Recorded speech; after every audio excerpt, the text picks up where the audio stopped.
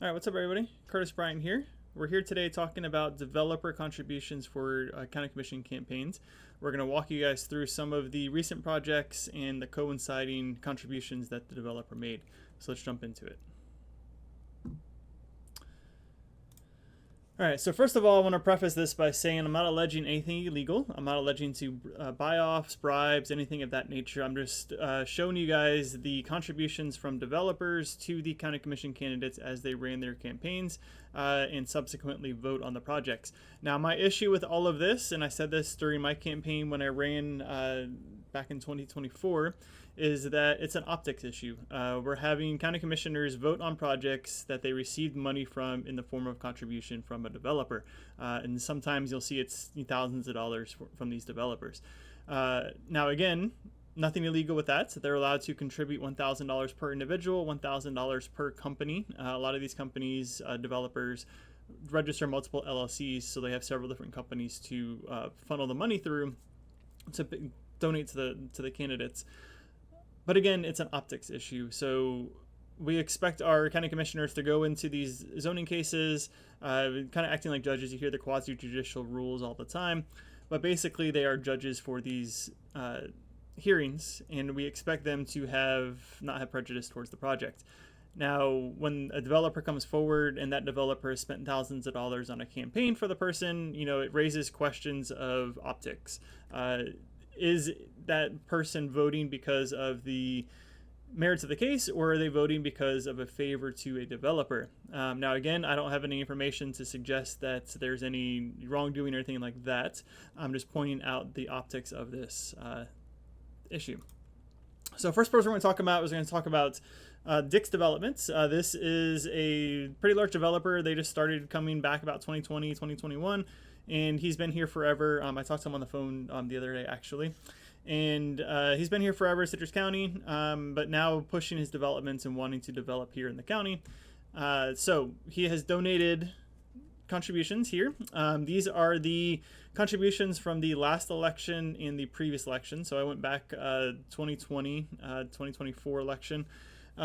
Something worth note here, most of his contributions, actually all of his contributions, were all done in the 2024 cycle. So Holly received $6,000, Ruthie received $6,000. I was told that Dick's offered Jeff money, but he refused to accept that money. So there is that there. Obviously Janet did not get any, and I went back and didn't see any for Rebecca Bays or Diana Finnegan for those. So now we have some projects here to talk about with Dick's. This is the first project. This is Crystal Ridge Development. So this was about 900 homes over there in the Rock Crusher area. And if we remember going back in time, Commissioner Davis wanted to purchase this for a county park back when it was on the markets, but Dick's purchased it instead and is doing the development. So this is the large-scale view of the development. This is Venable, so we have both sides of that. This is Rock Crusher over here. So as you can see, pretty large development that phases all the way through here.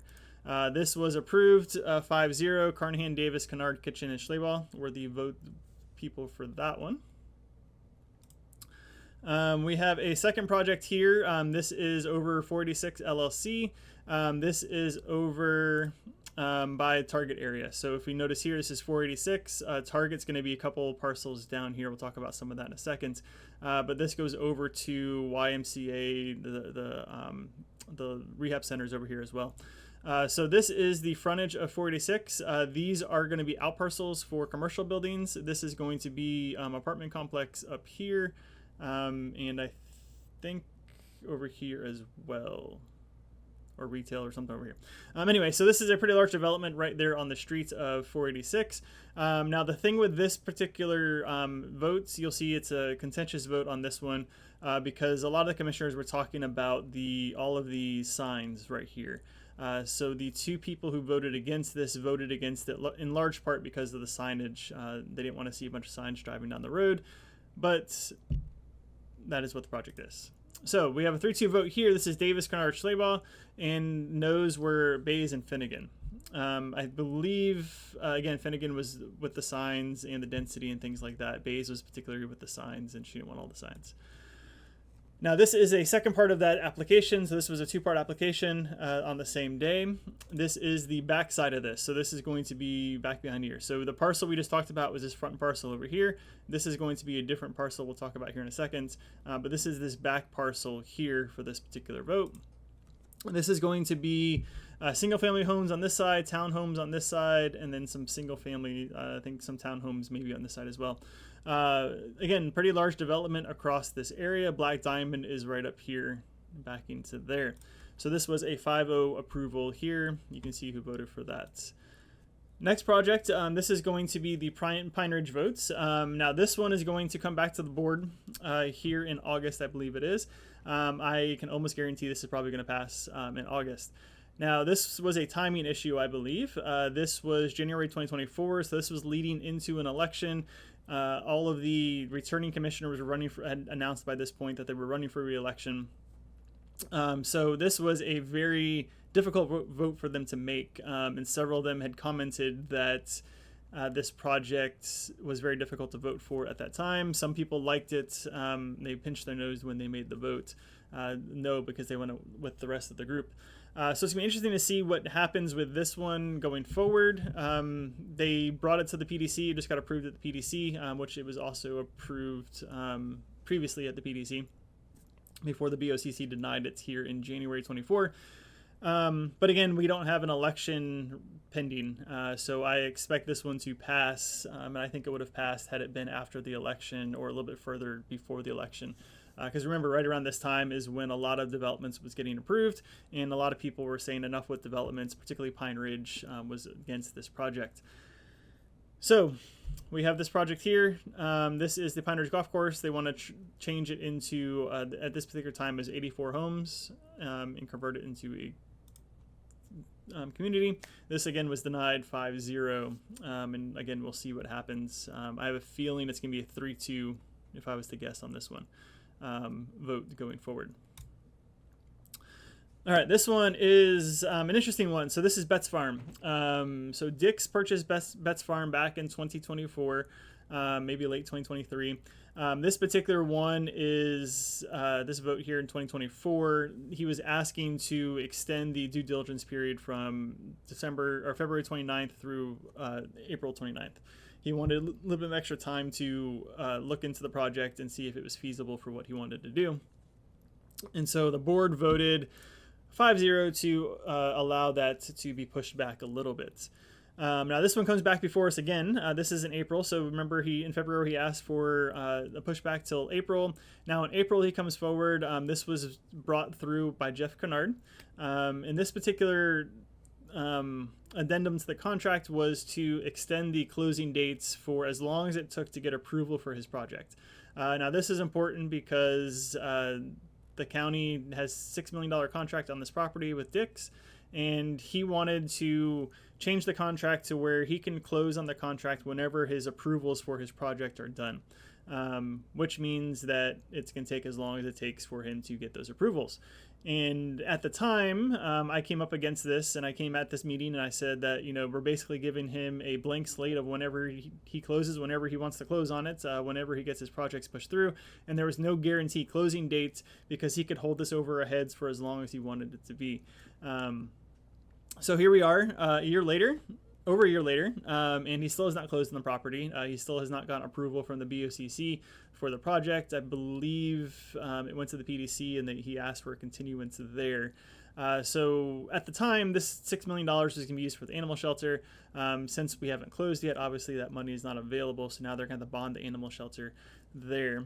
And who knows how long it's going to take for them to close. And remember, at the time, they all said that developers want to build, developers want to develop, and they had predicted that this would have closed before end of 2024. Here we are in almost August of 25, and it's still not closed. But in any case, they approved that extension there in the addendum to 5-0, so now he can close whenever he gets approval for his project. All right, so Corta Dick's. This is a piece of property that was purchased by Corta from Dick's. This is the piece that's next to the previous piece that we showed you here. I'll show you the map here. So to the left here is that Amber Ridge development that I showed you guys. This is between the Amber Ridge development that hasn't started yet and the Target development, which is over here. This is that parcel that's next to that. They just broke ground on this not too long ago. This is where like Five Below, I think there's a Chase Bank and a couple other projects that are going into there. There's a grocery store. Can't remember the name of it, but anyway, so another project. Dick's owned the property. He sold it with a development agreement to Corta. Corta is the company that did a lot of the Walmart shopping center area, that particular project there. So they're developing this as well. And this was approved 5-0 for that development. All right, now we're talking about Citrus Hills. Citrus Hills has been here forever. We're not going to go all the way back in time because it spans several different boards. I just wanted to show you some things that were recent and with the current board members in place and some votes that they had made. And this isn't all of them. There's still some prior to the ones that I pulled out, but you kind of get the idea. In fact, I don't think there was a single Citrus Hills development that's ever been denied, to my knowledge. But these are contributions. They donated $13,000 to Jeff's campaign in the 2024 cycle. So that was all, again, through different LLCs, 13 different companies donated for a total of $13,000. Same thing for Ruthie. They donated $13,000 total, but that's spread over 2020 and 2024. You can see there $10,000 in 24, $3,000 in 2020. And contributions to Holly Davis were $5,000 total, and that was 2024. Now, important to note with the donations, like I had mentioned previously, I talked to James Dix on the phone last week, I believe it was, or earlier this week. And I asked him about the campaign donations, and he says basically they support people who they feel will be beneficial to their projects. So obviously they're not going to donate to somebody who is an anti-growth person. So they're going to donate to people who are pro-growth and are looking for that type of thing. So again, important to note with that in the donation section there. So a couple projects here we're going to talk about. This is Hampton Hills. This was 2024, February 2024. This is Scarborough. They were adding a bunch of different houses. They wanted to increase the density here for that. Now, important to note, anything that comes to the board means that they're not allowed to do that by right. The reason they come to the board is because they have a piece of property. They're trying to rezone it to a higher density, or they're trying to change things, whether it's variances in the LDC, whether it's things like setbacks. They want to change some different things. So they have to go to the board for those approvals. If they don't have any changes to the property, or they want to build on their property without going to the board, they have permission to do that. So for instance, I think this piece of property was low density residential. They can build up to 2 units per acre, I believe it is, under that. So they don't need board permission for that. So when you see a project come to the board, the reason is at the board is because they're asking for something that they're not allowed to do currently. So they need the board permission to be able to do that. Now that doesn't mean that just because they're asking for something they're not allowed to do, it means that we have to automatically deny it. But they have to show proof that what they're doing will match with the surrounding area and how their project will benefit that area that's going there. So keep that in mind as you look at these projects going forward. There's a reason that they come to the board for those things. So this particular case, they wanted to rezone this into higher density than what is currently allowed there. This got a 5-0 votes that you can see there. This one's Brentwood Davis Reserve. This is over there by Brentwood. They wanted to develop another section of Brentwood. Now this one historically was already set for development. They want to do a couple of different changes here and there for that. Again, that's a 5-0 votes on that one. Clearview Estates, same thing. This is to change some different things in the comp plan in their development agreement that they had. This particular one, they wanted to do some interchanging of area. So back up in here, they wanted to build in, especially this commercial area up here, but they wanted to allow a mixture of different uses throughout the project that currently wasn't allowed. So they had to go to the BOCC for approval for that, and they got that with the 5-0 votes. Hampton Hills, this comes a different project for Hampton Hills. This is September 2024. This is a piece of property that's back behind the post office. So here's the post office, 491. Here's Southern Street here. They are wanting to add some residential property into this field, and they wanted to go a little bit higher density than what is currently allowed. And they got approval for that for 5-0. This one is Brentwood Davis Reserve again. So this one, they're coming back to the board for that previous project we talked about. This one, they want to revise the setbacks. So they want to change the setbacks, reducing them from 25 feet, I believe, to 15 feet. And they got approval for that 5-0. This one, again, Citrus Hills project, this is going to be Tampa General Hospital. So this is the proposed hospital that they're going to be building. Walgreens is here, Forest Ridge Boulevard. This is 486. This is the existing Tampa General Hospital building there. This is kind of what they want to build out for Tampa General Hospital in this location. So again, they had to come to the board for that because a lot of the building that they're proposing isn't allowed within the plan that's in place currently. And they got the 5-0 approval for that there. All right, Tuscany Ranch. We're going to talk about this one. So Tuscany was just approved last week. Everybody's watched that. It was a 3-2 vote for that particular case. These are the contributions from Metro Group or the Beverly Hills groups. So I'm including Beverly Hills Development Group because that's the company that owns the property that Tuscany is going to be developing. Metro Group is the developer. So what Metro Group does is Metro Group creates the master plan. They hire other contractors to come in and actually build the houses in parcels. So they do like different subdivisions, and each contractor gets a subdivision, so to speak. But Beverly Hills Development Group is the company that owns the land. I included Beverly Hills related companies like Rolling Oaks Utilities, which is now some other company. I forgot who they are.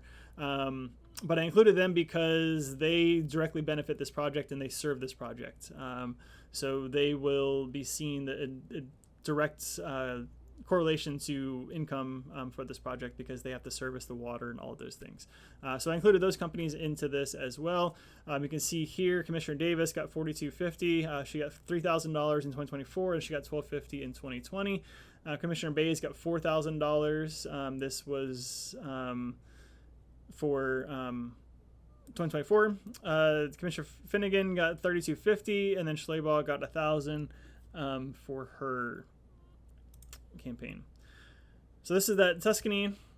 Shows you this is July 8th, 2025. This is the project. 491 Hampshire Boulevard. This is Beverly Hills down here. It's already built out. This is all empty space right now. This is what they're end up building.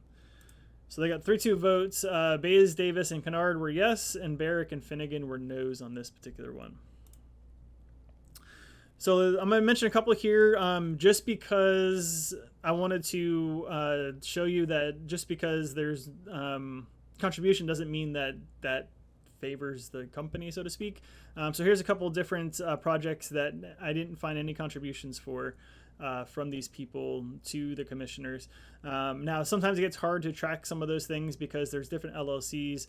Some of these companies come in as an LLC, they change the name of the LLC halfway through, they sell it off to a different company, another company purchases it. So there's different, shell games, so to speak, for how this is done. So what could have been a company previously now could be an existing company. I tried to go through Sunbiz and look up the partners initially and see what they're involved in now. But I didn't find any contributions from these ones for Lecanto Preserve to any of the commissioners.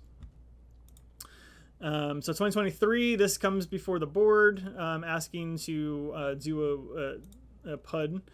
So this is State Road 44. This is the racetrack. This is 491.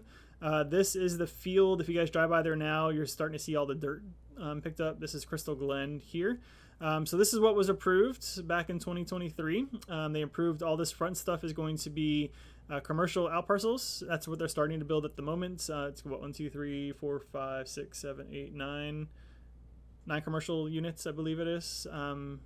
Going to be built out for this, and then this back portion here is going to be single family homes. There's some townhouses and things like that in there.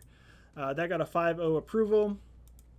They came back again and wanted to amend the master plan a little bit, and they added some stuff over here. Again, this is all going to be Sterling, which is now the developer up here. And then this is the phase that they basically just changed a couple different things here and there within the project, and got another 5-0 approval for that. Lecanto, again, I didn't see any contributions for them for this. However, there's other companies that are associated with them in this project. So this is over by the target area. So again, all of these, this area here is done by one company. Some of the contractors are involved and other companies over here. The whole thing is kind of a interwoven mess of different companies doing things. But Lecanto didn't have any direct contributions to any of the any of the commissioners here. So I will say that there's no contributions from them. But anyway, so this project, this one was contentious because when they were talking about this one, they had already approved the target here. They had approved the out parcels over here. This particular one was a contentious vote because of this unit back here, and this is the 3-story storage unit. This came to the board a couple different times because the first time they didn't like the colors. Second time, it came back. There was some other issues as well, and it came back I think a third time when they approved it, which is what this one is here. But they all had some issues, mostly with the colors. Now the thing with colors and things of that nature, commissioners fail to realize a lot that the pictures that are seen on the screen are just images. They're not tied to the developer, so the developer doesn't have to build what they show you on the screen. These particular instances, they're doing PUDs, so they wanted to create a PUD, and the PUD gives them flexibility to create kind of what it is that they want to do within the LDC. Now there are some things they have to follow, like in regards to the metal, in regards to the way the buildings look and things of that nature. But colors and stuff like that isn't anything that the board has control over in what it looks like. And so when they denied this the first time, it was because it was bright greens and it didn't mesh with the natural, black diamond, the tans and browns, things like that. So they brought forward another design that had tans and browns, which is what you'll see here for this project if you look it up. But this one ended up getting approved. It was a 3-2 vote. Bays, Davis, and Schleybaugh approved it. Finnegan and Kennard were against it. And that Finnegan and Kennard were against it previously as well because they didn't feel that the storage unit needs to be in this particular area. They wanted to make this, the Shops of Black Diamond, kind of like a higher end feel to it, things of that nature. And they didn't want a storage unit there because they were like, it doesn't fit with the area. We're going to have homes and high end homes and things like that. They didn't want a storage area. But apparently they won over the other 3, so it got approved. So this section here, we're going to talk about some notable contributions. We'll kind of walk you through some of these. Now, these are not going to include every single contribution. If you go through the contributions lists, I think last cycle Jeff got $110,000. Holly Davis got like 70-something thousand. Ruthie got 60-something thousand. Previous elections, they were 40, 50, 60,000. So there's lots of donations that go to these candidates and go to these campaigns. So we're not going to go through every single one of them. I'm going to mention a few of them here because they correlate to things in the community. But kind of, if you look through the list of contributions, you're going to notice a lot of contractors. You're going to notice a lot of builders, plumbers, doctors, car salesmen, things like that. Companies that benefit off of growth. Companies that, obviously the more people that are here, the more people that make those purchases, the more people that they need to hire contractors and plumbers and all those things for doctors, lawyers, cars, things like that. So you'll see a lot of, thousands and thousands of dollars of donations from companies. Some companies, again, have different LLCs, so they funnel $6,000, $7,000, $8,000 into campaigns that help their personal companies out. But we're not mentioning all of those here. We're going to highlight a few of them. Gulf to Lake Associates. This is one of them. This is a company that was involved in a lot of the 486, 491 building, particularly around the Walmart area. So a lot of those Walmart parcels and out parcels, things like that in that area were developed by this company. So they donated $3,000 to Kennard and $1,300 to Davis. Sunrise Consulting Group. So part of what I mentioned previously, this is an optics issue. Now, just because they donate stuff doesn't necessarily mean that they get what they want. So this particular case, Sunrise Consulting Group is, or they were the consultants that Citrus County had hired to do things in Tallahassee for us. So when we do our legislative asks and things like that, this was the company that was involved in taking that to Tallahassee and asking for that money on behalf of Citrus County. we ended up replacing them. I don't remember the specifics of why, but they are no longer our consultants for Citrus County. So this is put in here to show you, just because people donate money to a campaign doesn't necessarily mean that they're getting a reward from it on the back end. So just to be fair, I wanted to include this particular example in there because they did donate $6,000 total in the 2024 cycle, $2,000 to each of the incumbent commissioners. This one I included, so this is Garrettson SMG. They do a lot of trucking. They do a lot of, I think they do like trucking for like sand mines, stuff like that. I included them in this because this is going to be an interesting look for this. We have the sand mine coming up that's going to be coming up to the BOCC there in Pine Ridge. So we're going to see if this will, this sand mine will get approved, because this may hurt SMG and their business if that sand mine gets approved. So I just wanted to mention that because it's a current issue that's going on. Same thing with this one, Crystal River Airport. I wanted to include this one because we see what's going on with the Wright Rudder Airport. You guys have seen my videos on that and some background on that. From my information that I have, based on reading emails and communications within the staff and whatnot, they plan on trying to get rid of the Crystal River Airport FBO. From my understanding, they're trying to, from what it looks like to me, is they're trying to take over all the airports with the county and have the county run airports. So there's messages and emails and things of that nature that they expect the Crystal River FBO to no longer exist or no longer run the FBO in Crystal River at some point. So it's interesting to note that, because we have contributions from them to commissioners. Four of the commissioners were on the board together. Ruthie Schleybaugh is no longer there, obviously, but they donated $1,500 to Commissioner Davis, which makes sense that she got the most, because her father is the one that's the airport's named after, and he was the original owner of the FBO out there in Crystal River. Kennard got $400 and Bays got $200, and Schleybaugh $400 there. So I wanted to mention all those to you. I wanted to show you guys some of the things that you guys may not have known with the donations. Again, I'm not accusing anyone of buying votes or anything of that nature. So I just want to put that out there, that is not what I'm doing with this video. I just wanted to show transparency and show you guys that developers donate to campaigns based on who they feel will help them the most in terms of their view towards development and things like that. So that is that for this video. Check back for more stuff later this week. Thank you.